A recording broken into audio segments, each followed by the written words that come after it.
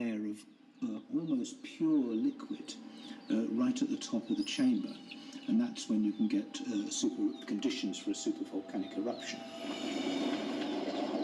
To qualify as a super eruption, 1,000 cubic kilometers of magma needs to be erupted.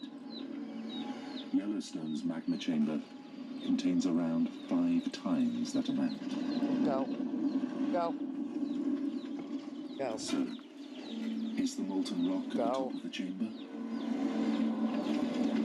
Frustratingly, this is one question scientists can't currently answer. When we're trying to find out exactly where the molten rock is underground, the images we get of the magma chamber are very inexact, so we don't really know in detail of how this molten rock is distributed, and we can't exclude, of course, at the moment there aren't some pockets of purely molten rock which could erupt. Although there's more than enough molten rock to fuel another super eruption, statistically it's much more likely that the next eruption will be a small or moderate one. I don't think that the signs that the scientists are monitoring now are any evidence that a super eruption is imminent. Far more likely that if there is an eruption, it'll be on a small scale, perhaps comparable to Mount St. Helens. The Yellowstone scientists don't believe that even a small eruption is brewing. The kinds of things that we see have been going on ever since people have been coming to the park, and geologic evidence seems to indicate that they've been going on for at least the last 10,000 years.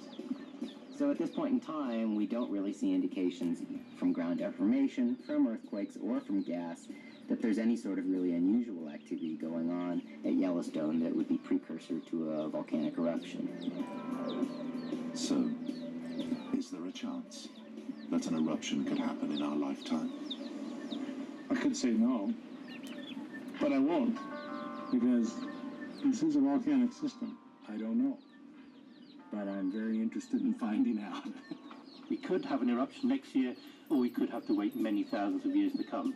Now, I wouldn't be surprised if there was another eruption in my lifetime, but I also wouldn't be surprised if there wasn't.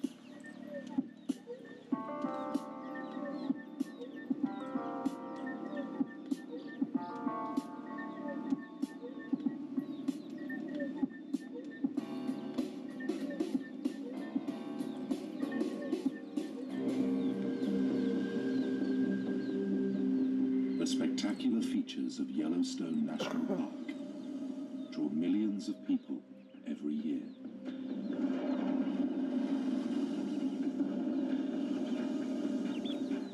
What few of them realize is that they're inside the crater of the world's largest volcano.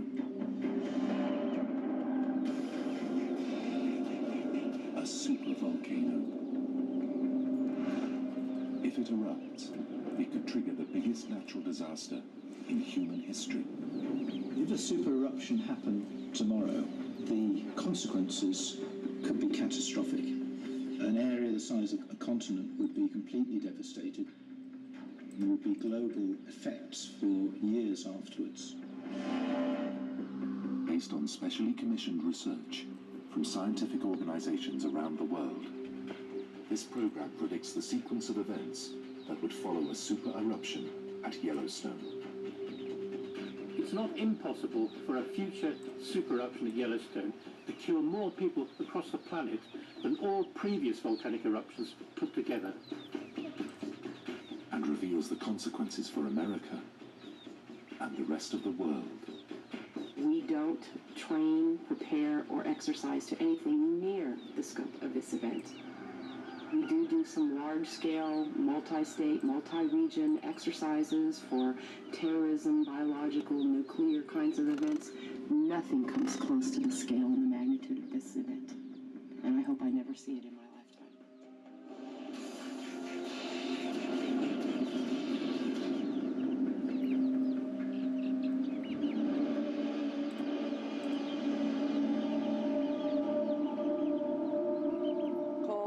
Get up and move.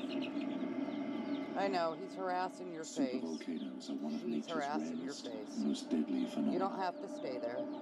A super eruption is the world's biggest bang. It's a volcanic explosion boogers. big enough to dwarf all others and with a reach great enough to affect everyone on the planet. There are about 40